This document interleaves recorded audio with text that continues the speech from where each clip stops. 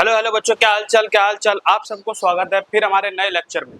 जो class 11th का हमारा चैप्टर लाया हूँ, चैप्टर नंबर जो हमारा फर्स्ट है, चैप्टर का नाम है यूनिट एंड डायमेंशन, जिसको हम यूनिट एंड मेजरमेंट भी कह सकते हैं, ये कहते भी। ठीक है, अब हमारा जो चैप्टर है, मैं इस वाले चैनल पे अब क्लास 11th के सारे वन शॉट डालूंगा। पहले फर्स्ट सेकंड थर्ड ऐसे करते करते हमने 9th के जो सारे जो चैप्टर थे वो कंप्लीट कर लिए। अब चलेंगे किसके ऊपर, 11th वाले पोर्शन को। तो देखो, हम चैप्टर जो हमारा फर्स्ट चैप्टर है, फर्स्ट चैप्टर में हम क्या क्या पढ़ने वाले हैं, क्या क्या पढ़ने वाले हैं फर्स्ट चैप्टर में। देखो, फर्स्ट चैप्टर में हम मेनली क्या क्या पढ़ने वाले हैं कि भाई टुडेज गोल हमारा क्या है, यूनिट बताना है, एसआई यूनिट और सीजीएस यूनिट, एमकेएस यूनिट और एफपीएस यूनिट। मतलब हम पहले जो टॉपिक करेंगे वो सारे यूनिट वाले पार्ट को खत्म करेंगे। फिर आगे क्या है, सिग्निफिकेंट फिगर क्या होता है, डायमेंशन क्या होते हैं, और प्रिंसिपल होमोजेनिटी और डायमेंशन एनालिसिस। तो हमारा यही मेनली क्या है, ये हमारा टॉपिक है जिसमें इसको हम करेंगे अच्छे तरीके से कवर। ठीक है, तो चलो पहले हम शुरू करते हैं किसके ऊपर, यूनिट्स के ऊपर। क्या होता है यूनिट से जानने से पहले हम समझते हैं किसके बारे में, फिजिकल क्वांटिटीज। किसके बारे में, फिजिकल क्वांटिटीज के बारे में। देखो, हमारे बुक में जो एनसीईआरटी की बुक है उसमें दिया गया है फिजिकल क्वांटिटीज हमारी कितनी प्रकार की है, मेनली 2 टाइप्स की फिजिकल क्वांटिटीज है। मेनली कितने टाइप्स की फिजिकल क्वांटिटीज है, 2 टाइप्स। पहला हमारा जो फिजिकल क्वांटिटी है वो कौन सा है,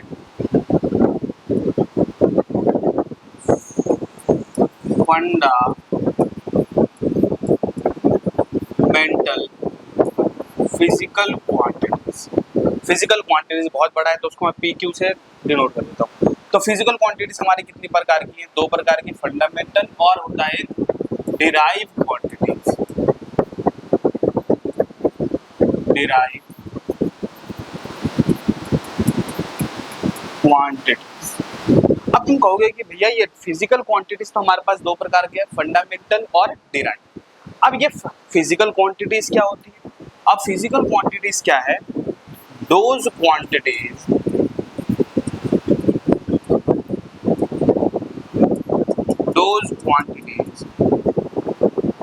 that can be measured। क्या करेंगे, those quantities that can be measured is called physical quantity. तो फिजिकल क्वांटिटीज हमारी क्या है कि हमारे पास ऐसी क्वांटिटीज जिसको हम क्या कर सकते हैं, मेजर कर सकते हैं। क्या कर सकते हैं, मेजर। तो वही हमारा क्या कहलाता है, फिजिकल क्वांटिटीज कहलाता है। क्या कहलाता है, फिजिकल क्वांटिटीज। ठीक है, जिसको हम मेजर कर सकते हैं। जैसे आप कोई भी चीज को नाप सकते हो, नाप तोल सकते हैं, वो हमारे सारे के सारे फिजिकल क्वांटिटीज होती है। जैसे आप किसी भी मास को नापते हो, किसमें केजी, ग्राम, तो ये मास हमारा क्या हो जाता है, फिजिकल क्वांटिटीज में।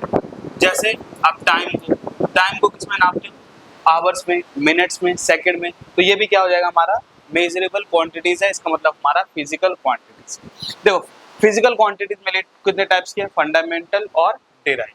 फंडामेंटल का मतलब होता है, ये फंडामेंटल क्या है, ये फंडामेंटल कि दुनिया के जो सारी क्वांटिटीज है वो इसी 7 क्वांटिटी से मिलकर बनी हुई है। कितनी क्वांटिटी से, 7 क्वांटिटी से। जैसे कि फंडामेंटल में कितनी आती है, टोटल 7 क्वांटिटीज, वो बताऊंगा मैं कौन कौन से आते हैं। अब इन्हीं 7 से क्या होंगे, ये डिराइव क्वांटिटीज क्या होंगी, बनी होंगी। क्या होंगी, बनी होंगी। तो देखो, फंडामेंटल क्वांटिटीज क्या है फंडामेंटल क्वांटिटीज। तो फंडामेंटल क्वांटिटीज में आता है हमारा, इसको बैकग्राउंड चेंज कर लेते हैं। कहाँ चल रही है,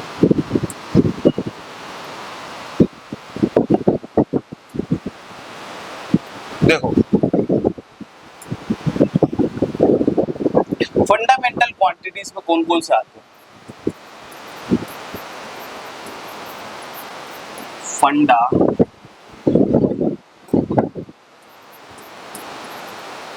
फंडामेंटल क्वांटिटीज। फंडामेंटल में कौन कौन सी क्वांटिटीज हमें देखने को मिलती है? तो मेनली कितने टाइप्स की फंडामेंटल क्वांटिटीज देखने को मिलती है हमारे सिलेबस में? 7।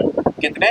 7। फर्स्ट हमारा होता है मास, दूसरा लेंथ, क्या होता है?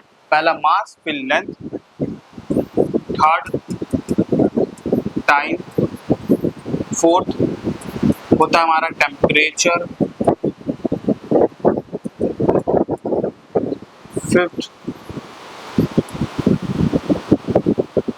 करंट, सिक्स्थ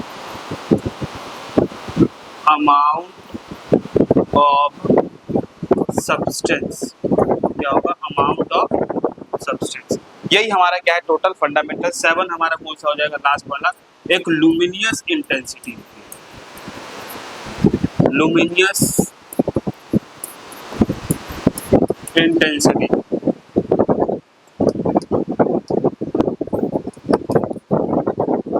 तो ये हमारा क्या हो गया? टोटल के टोटल फंडामेंटल क्वांटिटीज हो गए, जिसमें हमारे पास ये 7 क्वांटिटीज, क्या है हमारा? 7 क्वांटिटीज। इन्हीं 7 से क्या होती है? सारी क्वांटिटीज बनी होती है। दुनिया का कोई भी फॉर्मूला है, दुनिया का कोई सा भी फॉर्मूला होगा हमारे फिजिक्स में, तो वो इसी 7 से क्या होगा? मिलकर बना होगा। चाहे तुम कोई से भी ले लो, चाहे तुम ले लो फोर्स ले लो, फोर्स में क्या होता है? एम ए होता है। एम ए में क्या है? एक्सेलरेशन में वेलोसिटी, टाइम, फिर उसमें भी क्या होता है? डिस्टेंस वाले क्या होंगे? लेंथ और टाइम तो होगा ही होगा। फिर होता है पावर,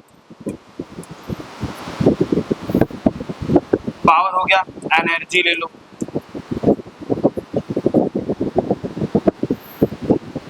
वर्क।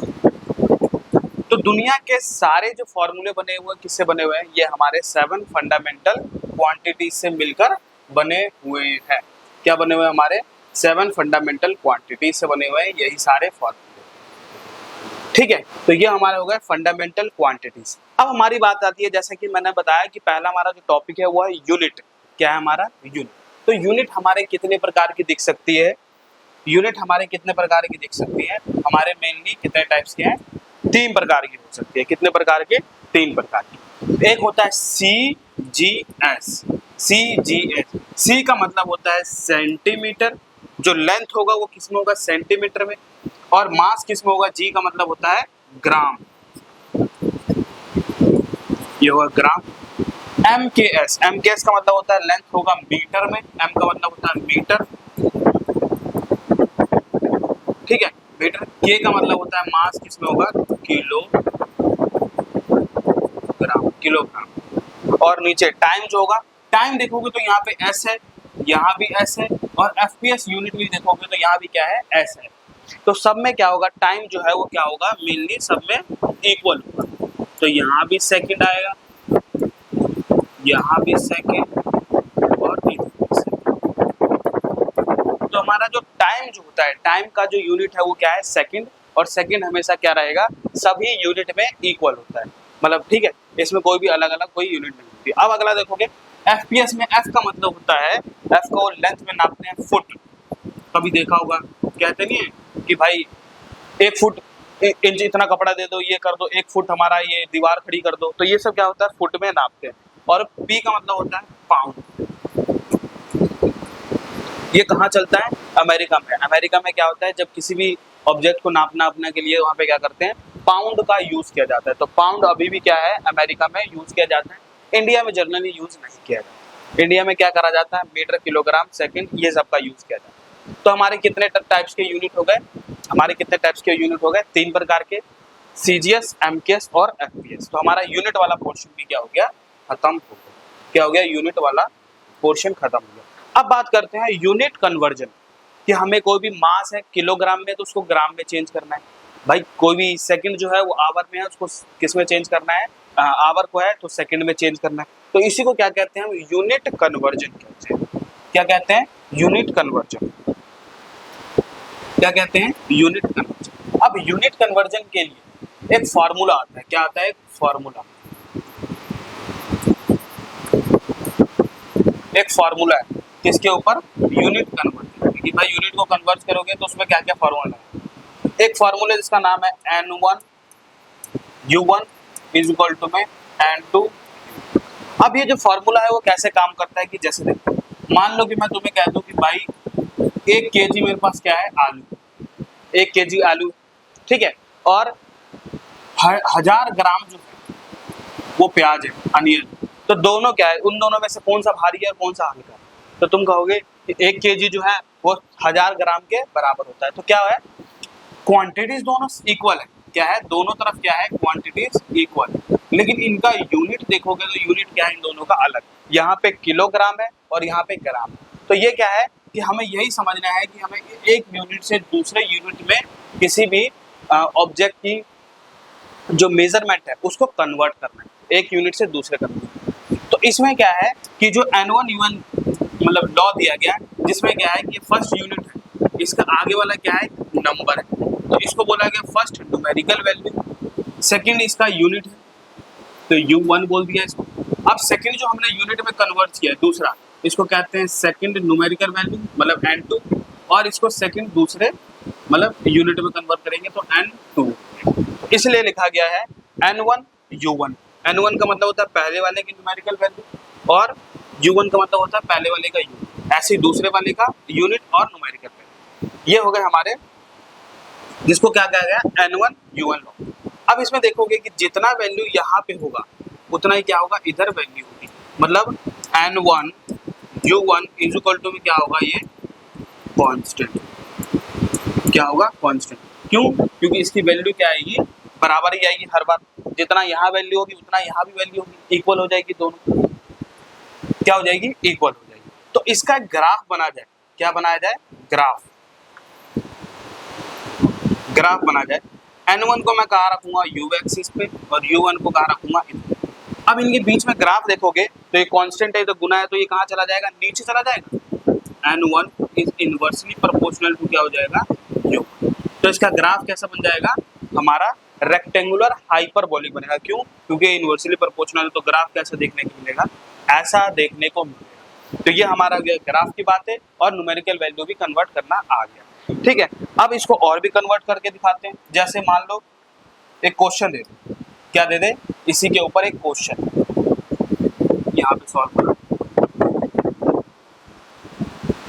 अब इसके ऊपर क्वेश्चन बोला गया कि बताओ 5 kg convert 5 kg of mass into gram. बोला गया है कि 5 kg जो हमारे पास ऑब्जेक्ट है उसको कितने में कन्वर्ट करना है, 5 kg जो है उसको कन्वर्ट करना है किसमें, ग्राम। किसमें करना है, ग्राम। तो देखो ग्राम में चेंज करने के लिए क्या करेंगे, यहाँ पे N1 U1 लॉ लगाएंगे। N1 U1 is equal to में N2 U।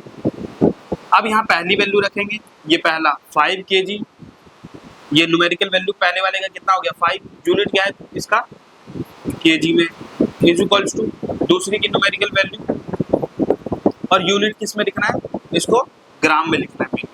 किस में लिखना है, ग्राम। ये लिख दिया। अब तुम देखोगे यहाँ पे, क्या देखोगे, यहाँ पे देखोगे कि बताओ एक kg में कितने ग्राम होते हैं, तो 1 kg में 1000 ग्राम होते हैं। तो 5 इंटू में 1 kg में कितना ग्राम होगा, 1000 ग्राम होगा, इन N2 इंटू में G। ये हो गया। अब इसकी N2 की वैल्यू निकालें, एक गुने में है तो ये नीचे चला जाएगा, तो ये G से G कट जाएगा। तो N2 की वैल्यू यहाँ पे कितनी आ गई, 50,000, पहले क्या नाम है, 5000 ग्राम। क्या आ गया, N2 की वैल्यू कितनी हो जाएगी, 5000 ग्राम हो जाएगी, क्योंकि यूनिट में कन्वर्जन। तो ये हो गया हमारे किसमें, यूनिट कन्वर्जन के ऊपर। क्या इतना सभी को क्लियर हो गया? क्या यूनिट कन्वर्जन सभी को क्लियर हुआ या नहीं, बताओ। क्या यूनिट कन्वर्जन हमने क्लियर कर दिया? तो ऐसे क्या करना है, तुम्हें कन्वर्ट करना है 1 न्यूटन इंटू सीजीएस यूनिट। मतलब सीजीएस का मतलब होता है centimetre gram second, centimetre gram second. तो इसको कैसे कन्वर्ट करेंगे, तो हमें किसको कन्वर्ट करना है, 1 न्यूटन को करना है। तो जब कभी भी कन्वर्टिंग वाला जो सिस्टम आएगा, मतलब हमें एक यूनिट से दूसरे यूनिट में कोई भी चीज कन्वर्ट करना है। अब यहाँ पे क्या करना है कि भाई यूनिट जो दिया गया है, जैसे न्यूटन है, तो न्यूटन का क्या निकालना है, पहले यूनिट निकालना है। क्या निकालना है, उसका यूनिट निकालना है। तो देखो यूनिट निकालने के लिए क्या करेंगे, उसका उसके अंदर क्या क्या क्वांटिटीज होगी। तो देखो न्यूटन को हम क्या कहते हैं, फोर्स कहते हैं, फोर्स इज इक्वल टू में एम ए, क्या बोलते हैं, फोर्स इज इक्वल टू में एम ए तो कहते हैं। अब यहाँ देखोगे कि मास को किस में नापेंगे, केजी में। और एक्सेलरेशन क्या होता है, एक्सेलरेशन का यूनिट बताओ क्या होता है। एक्सेलरेशन का यूनिट होता है मीटर पर सेकंड स्क्वायर, मीटर पर सेकंड स्क्वायर। तो हमारा ये क्या आ गया, ये हमारा क्या आ गया, ये हमारा इसकी यूनिट आ गई, क्या आ गई, यूनिट आ गई, यूनिट आ गई। अब यूनिट आ गई तो हमें क्या करना है, वही लगा देना है, N1 U1 डॉट लगाना है। क्या बोलते हैं, N1 U1 is equal to में N2 U2 लगाना। अब N1 U1 डॉट लगा देंगे तो देखोगे 1 न्यूटन है, तो इसको हम क्या लिख देंगे, 1 न्यूटन इज इक्वल टू में N2। और किस में कन्वर्ट करना है हमें, किस में कन्वर्ट करना है, दूसरे यूनिट में करवाना है, तो उसको भी रहेंगे। एक न्यूटन का यूनिट क्या होगा, केजी मीटर स्क्वायर, मतलब सेंटीमीटर वाले क्या बोलते हैं, सेकंड का स्क्वायर। तो यहाँ पे हो गया केजी मीटर सेंटीमीटर का स्क्वायर और एन।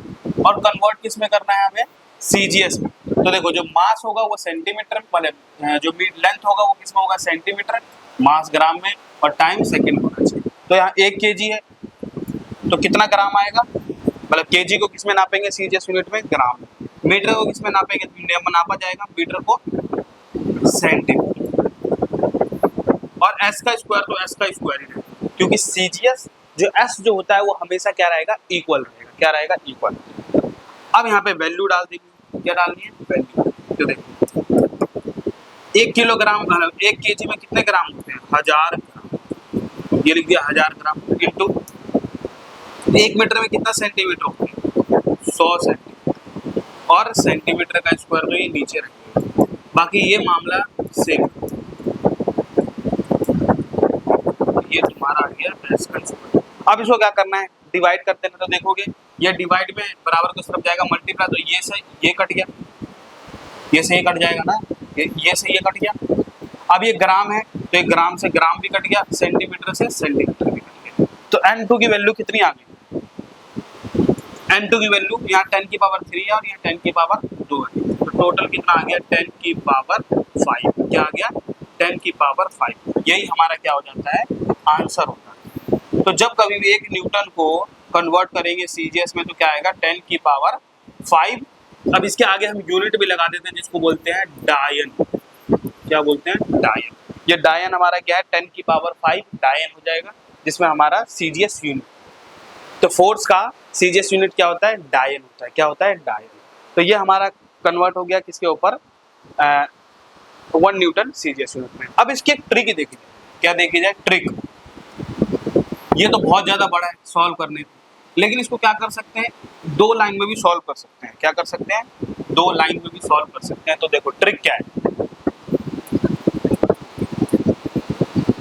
इसकी ट्रिक देखोगे क्या है कि भाई हमें पहले यूनिट तो पता लगाना पड़ेगा। भाई कोई भी क्वांटिटीज है उसकी यूनिट तो पहले पता लगाना ही पड़ेगा। तो यूनिट क्या है हमारा, केजी मीटर सेंटीमीटर का स्क्वायर। तो हमने यूनिट क्या लिखी, फोर्स की यूनिट क्या लिखी है, केजी इंटू में मीटर सेंटीमीटर का। तो हमें पता है कि जो टाइम है वो हमेशा क्या रहेगा, सेकंड में ही रहेगा।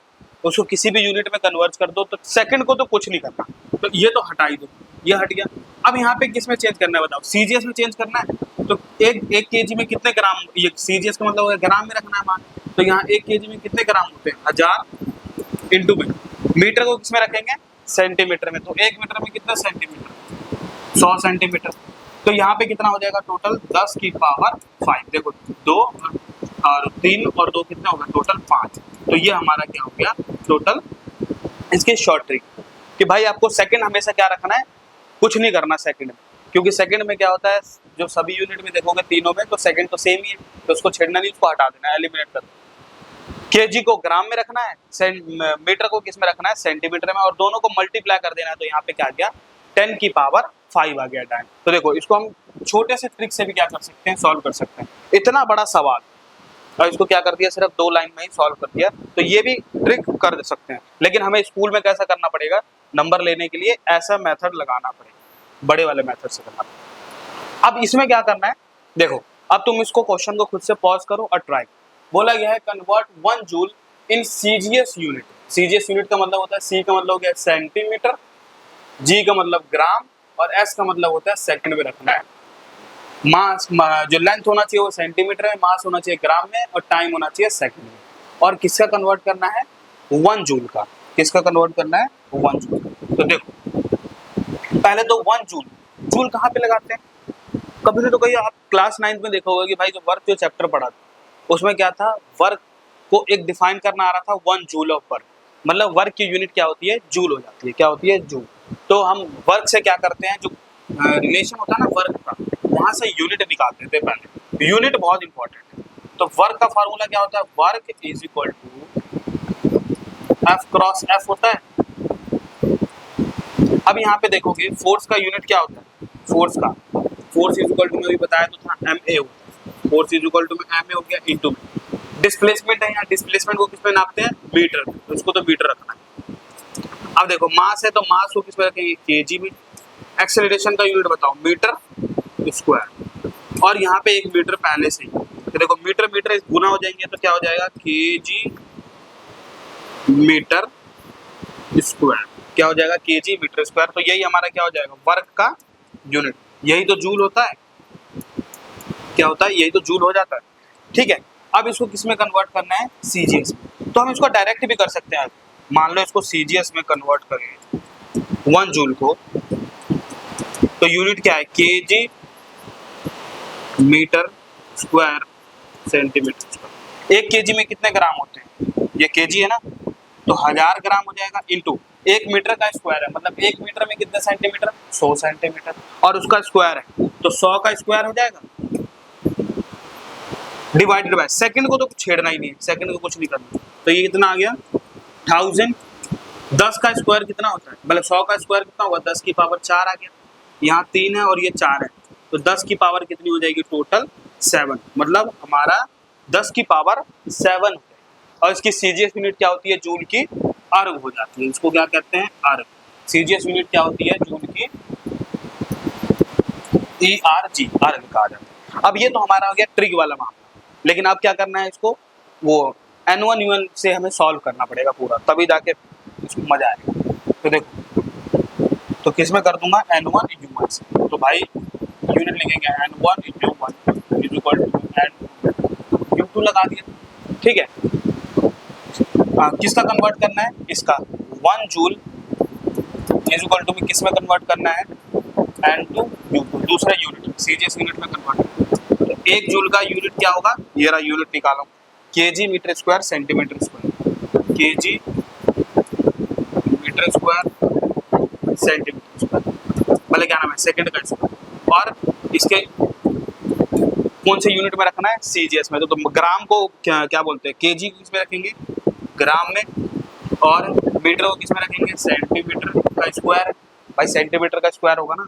और सेकंड को किस में रखेंगे? सेकंड का स्क्वायर। क्या इतना क्लियर हो गया सभी को कि भाई मास केजी को ग्राम में रखना है सीजीएस यूनिट, और मीटर को सेकंड में रखना है, और सेकंड तो सेकंड में ही रहेगा वहाँ पर। अब इनके ऊपर वैल्यू डालनी है। क्या डालनी है इनके ऊपर? वैल्यू। तो देखो 1 केजी में कितने ग्राम होते हैं? 1000 ग्राम इंटू 1 मीटर में कितने सेंटीमीटर होते हैं? 100 सेंटीमीटर का स्क्वायर डिवाइडेड बाय सेकंड का स्क्वायर। और ये मामला तो दोनों क्या रहेगा? सेम। क्या रहेगा? हाँ, सेम। अब इसका स्क्वायर करना है। तो देखो 1000 ग्राम इंटू 10 का स्क्वायर कितना? 100 का स्क्वायर कितना होगा? 10 की पावर 4, अभी बताऊँ थोड़ी देर पहले। और सेंटीमीटर का स्क्वायर, और सेकंड का स्क्वायर तो नीचे रहेगा। और N2 ग्राम सेंटीमीटर का स्क्वायर। अब इसको काट देना है। क्या करना है? इसको काटना है। तो देखो ये से ये कट जाएगा क्योंकि दोनों डिवाइड में, तो ये मल्टीप्लाई में आएगा तो कट जाएगा। ये भी इससे कट जाएगा और ग्राम से ग्राम भी कट गया। तो N2 की वैल्यू कितनी आ जाएगी टोटल? देखो 10 की पावर 4 यहाँ है और 10 की पावर 3, तो कितनी हो जाएगी? 10 की पावर 7। 10 की पावर 7। तो हमने किसके ऊपर भी कर लिया भाई? ट्रिक भी समझ ली और साथ ही साथ किसके ऊपर कर लिया? हमने लॉन्ग मेथड से भी सॉल्व कर दिया। तो याद रखना है कि 1 जूल जो होता है वो 10 की पावर 7 अर्ग होता है। क्या होता है? अर्ग। वो भी किस फॉर्म में? CGS unit. तो ये ध्यान देना, ये ध्यान देना, ये क्या है मोस्ट इम्पोर्टेंट, ये ध्यान। अब मान लो कि तुम्हें अभी तो 1 जूल का करवाया, अभी 10 जूल हो जाए तो 10 जूल का क्या होगा, 10 से मल्टीप्लाई हो जाएगा, तो कितना हो जाएगा 10 की पावर 8 अर्ग। क्या हो जाएगा 10 की पावर 8 अर्ग। बस मेनली याद रखना है कि 1 जूल कितना होता है, 10 की पावर 7 अर्ग होता है, और 10 आ जाए तो उसके ऊपर से मल्टीप्लाई कर देना। तो ये हमारा हो गया यूनिट कन्वर्जन। क्या हो गया, क्या ये सभी को समझ में आया है नहीं, क्या इतना क्लियर हो गया?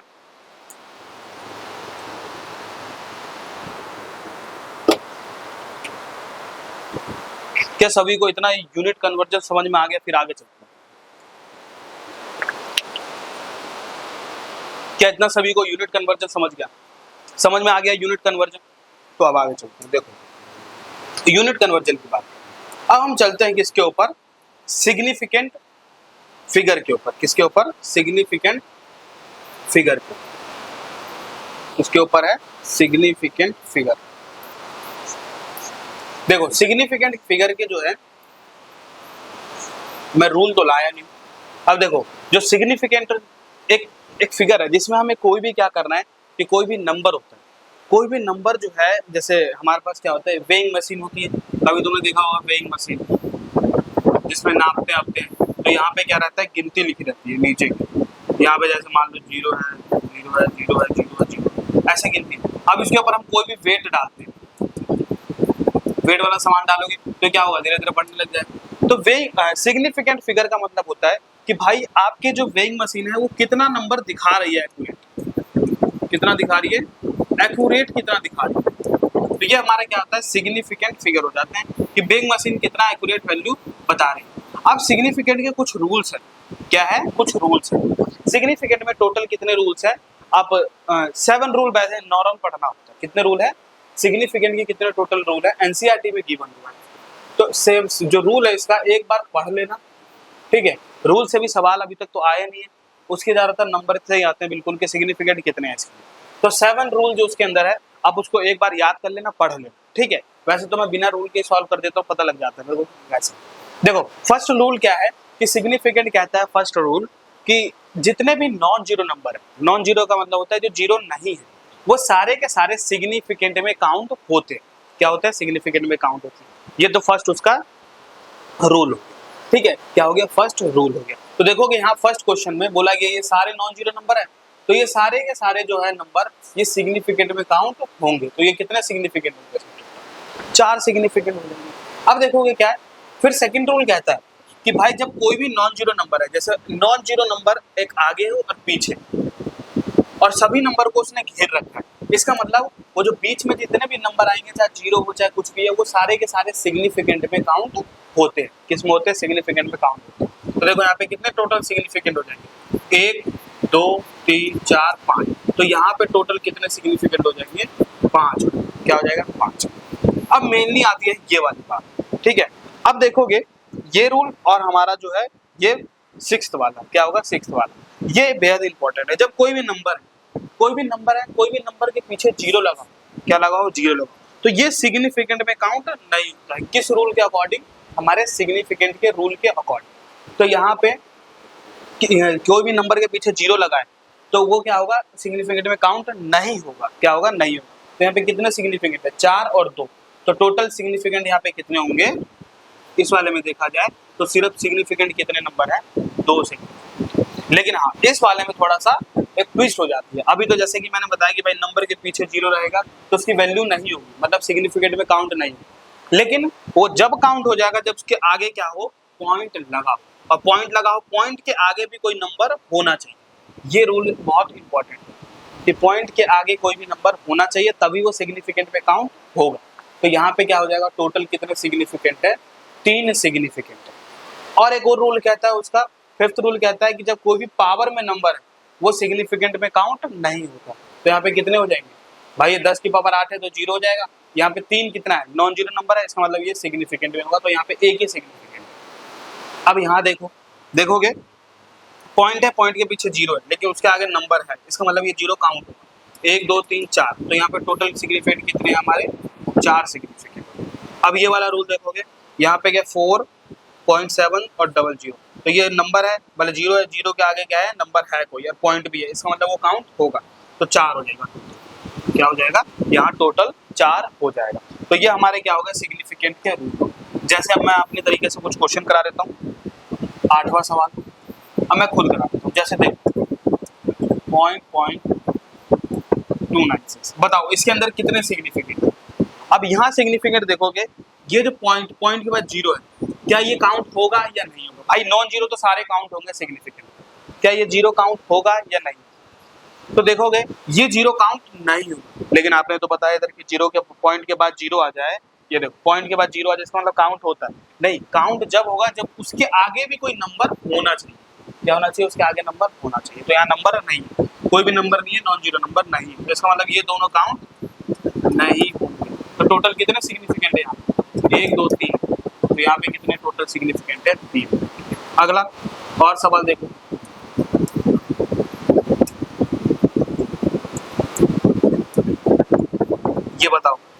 ये बताओ कितने सिग्निफिकेंट है इसमें। तो बोलोगे भाई इनके, ये तो देखो यहाँ नॉन जीरो नंबर है, यहाँ नॉन जीरो नंबर, तो यहाँ पे तो सारे के सारे सिग्निफिकेंट काउंट होंगे, चाहे कितना भी 0 आ जाए। तो यहाँ 3 और 3, तो टोटल सिग्निफिकेंट यहाँ पे कितने हो जाएंगे, 6। तो ये हमारे क्या हो गया, सिग्निफिकेंट के मतलब नंबर्स हो गए जो हमें काउंट करने हैं। और इसके आ भी जाते हैं पेपर में, सब MCQ में पूछा भी जा सकता है कि भाई सिग्निफिकेंट कितने, हाउ मेनी सिग्निफिकेंट नंबर होते हैं। अब चलते हैं बात के उसके किसके ऊपर, डायमेंशन के ऊपर। किसके ऊपर, क्या इतना सभी को क्लियर हुआ, सिग्निफिकेंट और हमारे यूनिट कन्वर्जन। तो फिर चलेंगे डायमेंशन के ऊपर।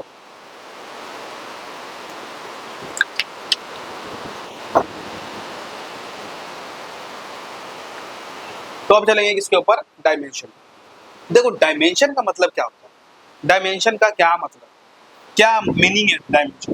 देखो डायमेंशन का मतलब होता है कि हमें कोई भी, हमारे पास कोई भी फिजिकल क्वांटिटी, क्या है हमारे फिजिकल क्वांटिटीज, चाहे वो फोर्स हो, चाहे वर्क हो, चाहे पावर हो, कोई भी क्वांटिटीज हमारे पास, ठीक है, कोई भी क्वांटिटीज, उसको हम क्या करते हैं, किसी एक फॉर्म में एक्सप्रेस करते हैं, मतलब उसको दिखाते हैं। किस फॉर्म में दिखाएंगे हम उसे, मेनली दिखाते हैं हम किसके ऊपर, हम दिखाते हैं MLT, किसके फॉर्म में दिखाते हैं, MLT के फॉर्म में दिखाते हैं। अब देखो M है, M के ऊपर कुछ पावर हो सकती है, तो यहाँ X की वैल्यू कुछ भी हो सकती है, मान लो Y है तो Y के ऊपर भी कुछ हो सकता है, और टाइम के ऊपर Z के ऊपर भी क्या कुछ वैल्यू हो सकती है। तो यही हमारे क्या कहलाते हैं, हमारे डायमेंशन कहलाते हैं। कि डायमेंशन करने के लिए क्या करना पड़ेगा आपको, MLT के टर्म्स में हमें एक्सप्रेस करना है कोई भी फिजिकल क्वांटिटी, चाहे कोई भी क्वांटिटीज आ जाए, चाहे फोर्स है, प्रेशर है, एनर्जी है, कुछ भी है, ठीक है। तो हम कैसे करेंगे डायमेंशन, अब देखो किस फॉर्म में करेंगे, हमें MLT के टर्म्स में करेंगे। लेकिन उससे पहले जानना है हमें किसके ऊपर, डायमेंशन लेस क्वांटिटीज। किसके ऊपर, डायमेंशन लेस क्वांटिटीज, मतलब किसी के पास डायमेंशन नहीं होता, ना हम L के फॉर्म में, ना ही T के फॉर्म में, ना ही M के फॉर्म में उसको लिखते हैं, तो इसका जो डायमेंशन क्या हो जाएगा, 0। हम किसी भी फॉर्म में नहीं लिखते हैं। वो एग्जाम्पल में कौन कौन सा होगा, हमारे एंगल और सॉलिड एंगल। अब कहोगे एंगल और सॉलिड एंगल क्या होता है, एंगल का मतलब होता है कि आपने पढ़ा होगा, मैथ में पढ़ते हैं कि जैसे कोई थीटा है, यहाँ से हमने एंगल ले लिया, क्या ले लिया हमने, एंगल एज्यूम कर लिया, तो ये थीटा क्या होता है, एंगल ही तो होता है। लेकिन सॉलिड एंगल क्या होता है, सॉलिड का मतलब होता है कि कोई भी ऐसी ऑब्जेक्ट है जो थोड़ा गोल टाइप, अब गोल टाइप है तो उसके ऊपर जब अंदर से एंगल लोगे तो वो क्या लगता है, 3D में दिखता है। क्या दिखता है, 3D में। जैसा देखो बताते हैं कैसा होता है। जैसे मान लो कि, अरे ये तो बड़ा मोटा हो गया, जैसा कि ये हमारे पास क्या है, एक डायग्राम, ठीक है,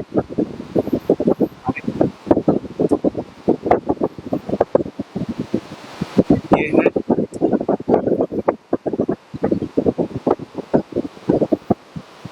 अब तुमने क्या किया कि भाई ये फुटबॉल होती है, फुटबॉल के अंदर तुमने क्या करा, वहां से एंगल लिया, क्या लिया तुमने, अंदर से एंगल। अब जब तुम अंदर से एंगल लोगे फुटबॉल का, तो कुछ ऐसा नहीं बन रहा होगा 3D टाइप, 3D में बन रहा होगा थोड़ा, कि चारों तरफ देखोगे तो 3D एंगल है, 3D में बन रहा होगा। यहाँ पे जो थीटा एंगल होगा, ये हमारा क्या होगा, solid angle.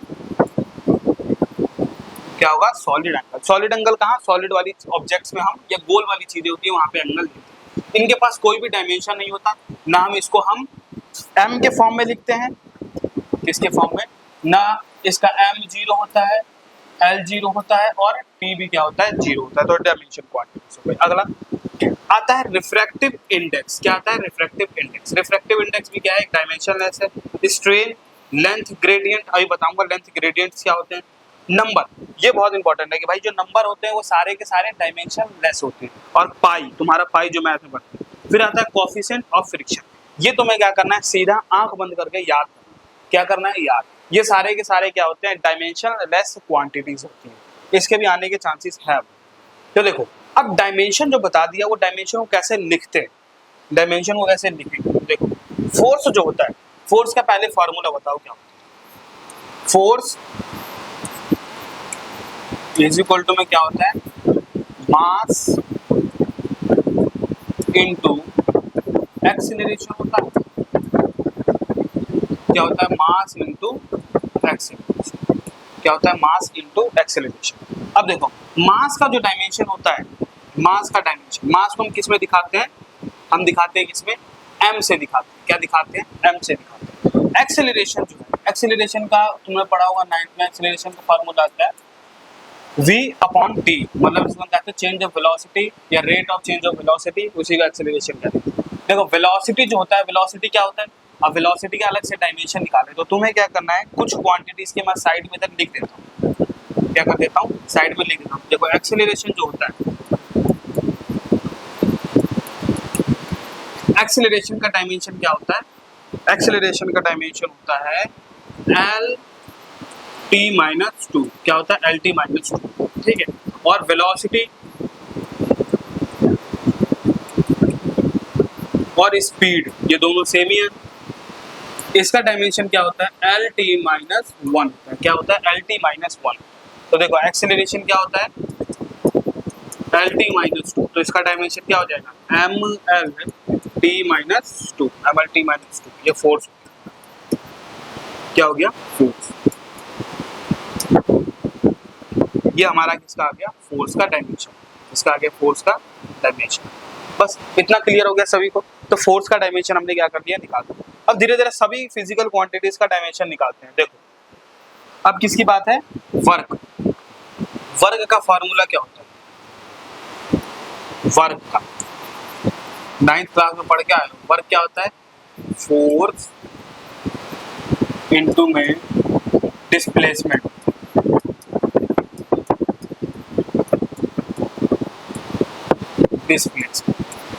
Displacement, force is equal to में क्या होगा, डिस्प्लेसमेंट। फोर्स को हम किससे लिख देते हैं, एम एल टी माइनस 2।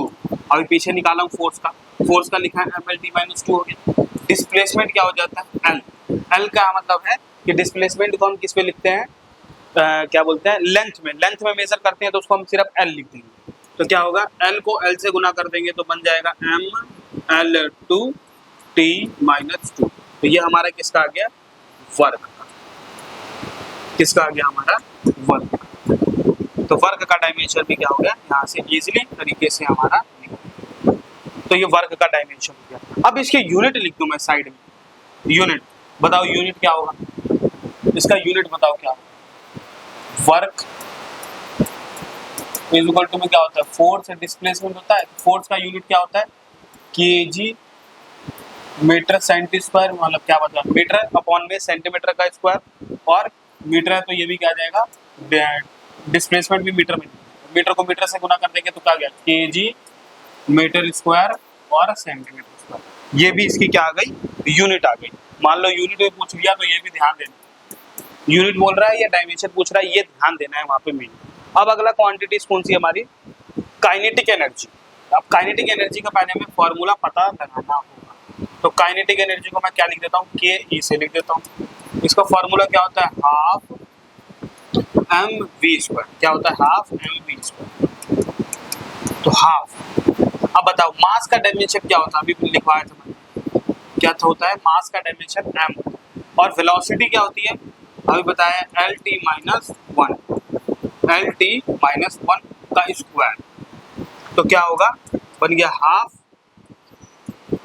मास तो क्या होगा, ये स्क्वायर है, मतलब लेंथ का स्क्वायर और माइनस टी का स्क्वायर, तो डायमेंशन क्या हो गया, हाफ ml2 t माइनस, क्या हो गया, ml2 t माइनस 2। ये हमारा किसका आ गया, काइनेटिक एनर्जी का। किसका आ गया, काइनेटिक एनर्जी का। तो काइनेटिक एनर्जी का डायमेंशन क्या हो गया, kinetic energy is equal to में half M L square T minus 2। अब तुम ध्यान से देखोगे कि यहाँ पे अभी देखा होगा कि वर्क जो है, वर्क के अंदर क्या था, ये भी सेम ही डायमेंशन आ रहा है। देखो ये नंबर है, नंबर तो डायमेंशन लेस, अभी पीछे बताएगी, इसके बाद तो कुछ नहीं होगा, हमें बस एम टी के टर्म्स में लिखना है, तो ml2 t माइनस 2 होता है। तो ये काइनेटिक एनर्जी। तुम देखोगे कि अभी कि दुनिया की सारी जो एनर्जी है, क्या है, दुनिया की सारी एनर्जी, चाहे वो एनर्जी कौन कौन सी हो, मैं बता देता हूँ। एनर्जी का डायमेंशन क्या होगा, हमेशा फिक्स्ड है, इसको याद करना। इसको कहते हैं ml2 t माइनस 2। क्या होगा, ml2 t माइनस 2। दुनिया की सारी एनर्जी क्या होगी, इसी के अंदर पाई जाती है, और इसी का डायमेंशन क्या होगा, एनर्जी का डायमेंशन यही होगा, सभी का सेम होगा। जैसा एग्जांपल में मैं बता देता हूँ, काइनेटिक एनर्जी, चाहे वो तुम्हारा पोटेंशियल एनर्जी हो, चाहे काइनेटिक एनर्जी हो, चाहे पोटेंशियल एनर्जी हो, चाहे तुम्हारा हीट हो, क्या हो, हीट, यह हमारा लाइट एनर्जी हो,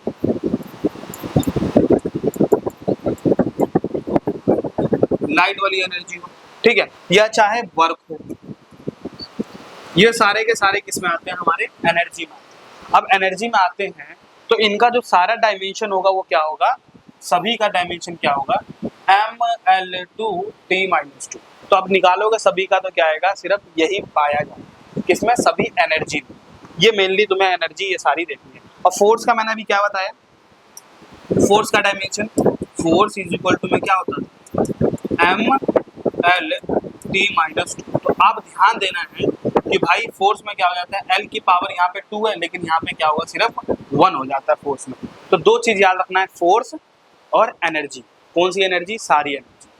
क्यों, क्योंकि ज्यादातर फॉर्मूले देखोगे तो फोर्स तो आता ही आता है, तो फोर्स का सीधा डायरेक्ट फॉर्मूला याद रखना है, ml2 t माइनस 2। क्या होगा, ml2